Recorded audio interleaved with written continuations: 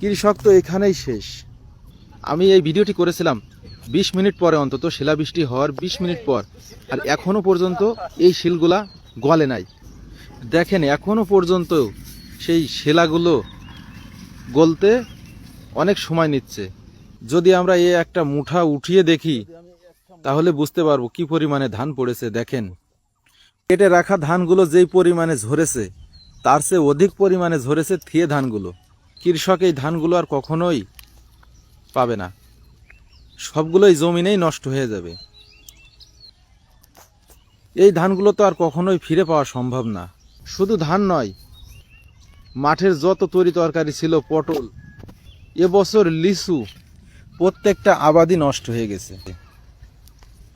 আমাদের সোনালী ফসল যেমন ধান, পাট, এই জিনিসটা এই মৌসুমে হয়ে থাকে, কারণ আল্লাহ যা করেন ভালোর জন্যই করেন। আর এই মৌসুমে যে এই সময় এরকম একটা দুর্যোগ হয়ে যাবে, নিশ্চয়ই এর থেকে বড় কিছু হইতে পারত, এটা কখনো কেউ কল্পনাই করতে পারেনি।